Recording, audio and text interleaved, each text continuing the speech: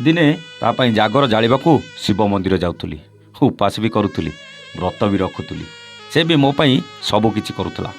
ସେଥିପାଇଁ ବୋଧେ ଦେବଦେବ ମହାଦେବ ମୋ ଡାକ ଶୁଣିଥିଲେ, ଆଉ ସେ ମୋ ଜୀବନ ସାଥୀ ହେଇ ଆସିଥିଲା। ଆଜିର ଦିନରେ ପୂର୍ବ ଦିନର କିଛି କଥା, କିଛି ପୁରୁଣା ସ୍ମୃତି ମନେ ପଡ଼ିଯାଇଥିଲା। ସେଦିନ ଥିଲା ଜାଗର, ଆଉ ତାକୁ ପାଇବାକୁ ମହାଦେବଙ୍କ ପାଖରେ ଦୀପ ଜାଳି ପ୍ରାର୍ଥନା କରୁଥିଲି। କେଉଁ ବର୍ଷ ଜାଗରରେ ସାଥୀ ହେଇ ଆମେ ଶିବଙ୍କୁ ଦର୍ଶନ କରିବାକୁ ଯାଉଥିଲୁ, ତ କେଉଁ ବର୍ଷ ସୁଯୋଗ ମିଳିଲେ ସାଥୀ ହେଇ ଦୀପ ବି ଜାଳୁଥିଲୁ।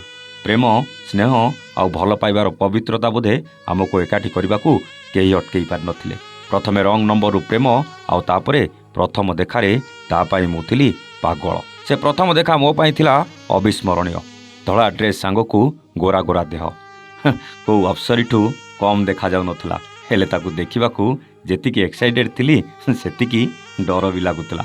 କାଳେ ଦେଖିଲା ପରେ ସେ ମୋତେ ରିଜେକ୍ଟ କରିଦେବ। ଖାଲି ମୁଁ କାହିଁକି, ସେ ବି ମୋ ପାଇଁ ପାଗଳି ଥିଲା। କିନ୍ତୁ ସେ ବି ସେମିତି ଏକ୍ସାଇଟେଡ୍ ଥିଲା, ଆଉ ତା ମନ ଭିତରେ ବି ଅନେକ ଡର ଥିଲା। କିନ୍ତୁ ଦେଖା ହେଲା ପରେ ଉଭୟଙ୍କୁ ପସନ୍ଦ କରିଥିଲୁ। ଖାଲି ପସନ୍ଦ ନୁହେଁ, ବହୁତ ପସନ୍ଦ କରିଥିଲୁ। ଆଉ ସେଦିନଠୁ ସେ ମୋ ପାଇଁ ମୋ ଜୀବନର ଗୋଟେ ପାର୍ଟ ହେଇଯାଇଥିଲା। ମୋ ହୃଦୟ ଭିତରେ କେଉଁ ଏକ କୋଣରେ ଘର କରିସାରିଥିଲା। ଆମ ଦୁଇ ଜଣଙ୍କ ହୃଦୟ ଆଉ ମନ ମିଶି ଏକ ହେଇସାରିଥିଲା। କିନ୍ତୁ ଆମେ ଏକାଠି ହେବାକୁ ଅନେକ ସଂଘର୍ଷ କରିବାକୁ ପଡ଼ିଥିଲା। ଆମ ସମ୍ପର୍କ ଭିତରେ ଭିଲିଆନ୍ ସାଜିଥିଲା ଏହି ଉଚ୍ଚ ନିଚର ଜାତି ପ୍ରଥାଟା। ଅବଶ୍ୟ ବେଶୀ ଯଦି ଫରକ ନଥିଲା, କିନ୍ତୁ ସେହି ଅଳ୍ପ ଉଚ୍ଚ ନିଚ ବି ଆମକୁ ଏକାଠି ହେବାକୁ ସଂଘର୍ଷ କରିବାକୁ ପଡ଼ିଥିଲା। ଆମ ପ୍ରେମ ସମ୍ପର୍କକୁ ଅନେକ ବର୍ଷ ବିତି ସାରିଥିଲା। ଆମ ସମ୍ପର୍କରେ ଯେତେ ଦିନ ବଢ଼ୁଥିଲା, ଆମ ପ୍ରେମ ବି ଆହୁରି ବେଶୀ ଷ୍ଟ୍ରଙ୍ଗ ହେଇଯାଉଥିଲା। କାହିଁକିନା ଆମ ପ୍ରେମ ସଚ୍ଚା ଥିଲା, ଆମ ପ୍ରେମରେ ପବିତ୍ରତା ଥିଲା, ଆମ ପ୍ରେମ ଶାଶ୍ୱତ ଥିଲା।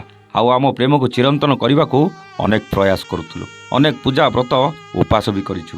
ଆଉ ଏ ଶିବରାତ୍ରିରେ ଶିବଙ୍କୁ ପ୍ରସନ୍ନ କରିବାକୁ ସବୁକିଛି କରିଛୁ। ନିଷ୍ଠା, ଭକ୍ତି ଆଉ ବିଶ୍ୱାସ ପାଇଁ ଆମକୁ ଏକାଠି କରିବାକୁ କେହି ବି ଅଟକେଇ ପାରିନଥିଲେ। ଅବଶ୍ୟ ସେଥିପାଇଁ ଆମକୁ ଅନେକ ସଂଘର୍ଷ କରିବାକୁ ପଡ଼ିଥିଲା।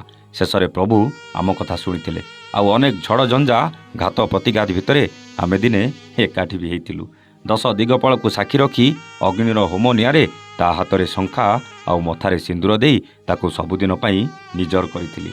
ପ୍ରତାପ ଭାଇ, ଆମ ବାହାଘରକୁ ବିତିଗଲାଣି 13 ବର୍ଷ। ଆମେ କେବେ ସ୍ୱାମୀ ସ୍ତ୍ରୀ ଭଳି ନାହୁଁ, ବରଂ ଗୋଟେ ସାଥୀଟିଏ ଭଳି ଅଛୁ। ସେ ମୋତେ ବୁଝେ, ଆଉ ମୁଁ ବି ତାକୁ ବୁଝେ। ଘର ଭିତରେ ସଂସାର କରିଛନ୍ତି ମାନେ ଏମିତି ମନମାଳିନ୍ୟ, ଛୋଟ ଛୋଟ ଝଗଡ଼ା ତ ନିଶ୍ଚିତ ହୁଏ। ହେଲେ ସେଇଟା ବେଶୀ ସମୟ ପାଇଁ ନୁହେଁ। ସେଇ ରାଗ ଆମର ଘଣ୍ଟେ ଭିତରେ କୁଆଡ଼େ ମିଳେଇଯାଏ। କେବେ ସେ ମୋତେ ମନାଏ, ତ କେବେ ମୋତେ ତାକୁ ମନେଇବାକୁ ପଡ଼େ। ଏମିତି ରାଗରୁଷା ଅଭିମାନ ଭିତରେ ଆମ ପ୍ରେମଟା ଆହୁରି ଘନିଷ୍ଠ ହୁଏ।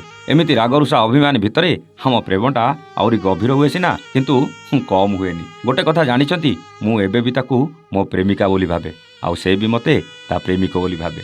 ଦୁଃଖ ବେଳେ ହେଉ କି ସୁଖ ବେଳେ ହେଉ, ସବୁବେଳେ ସେ ମୋ ସାଥୀ ହେଇ ସାଥ ଦେଇ ଆସିଛି। ଏଇଟା କେବଳ ସେଇ ଦେବଦେବ ମହାଦେବ, ଭୋଳା ଶଙ୍କରଙ୍କ ଆଶୀର୍ବାଦରୁ ସମ୍ଭବ ହେଇଛି ଭାଇ। ଆଉ ଏ ଜାଗର ଆସିଲେ ଆମ ପ୍ରେମର ସେ ପୁରୁଣା ସ୍ମୃତି କଥା ଭାରି ମନେ ପଡ଼ିଯାଏ। ଆମର ଏ ସଫଳତା ଆମ ଜୀବନରେ ଅନେକ ଖୁସି ଭରି ଦେଇଛି। ଏମିତି ନାହିଁ କି ଆମ ମନରେ ବି ଦୁଃଖ ନାହିଁ, କିନ୍ତୁ ସେ ଦୁଃଖ ଆସିଲେ ଆମେ ସାଥୀ ହେଇ ଏମିତି ସାମ୍ନା କରୁ ଯେ କିଛି ଦିନ ଭିତରେ ଦୁଃଖ ବି ଡରିକି କୁଆଡ଼େ ପଳେଇ ଯାଏ। ଶେଷରେ କହିଥିଲା, ଭାଇ, ଆମର ଏ ସଫଳତାର କାହାଣୀ ଯଦି ଶିବରାତ୍ରି ଦିନ କରନ୍ତେ, ତେବେ ଭାରି ଭଲ ଲାଗନ୍ତା। ଚେଷ୍ଟା କରିବି ବୋଲି କହିଥିଲି, ଆଉ ଶେଷରେ ଏହି କାହାଣୀଟି ଲେଖିଦେଇଥିଲି। ଯଦି ଭଲ ଲାଗିଥିବ କମେଣ୍ଟ କରି ଜଣାଇବାକୁ ଜମା ବି ଭୁଲିବେନି।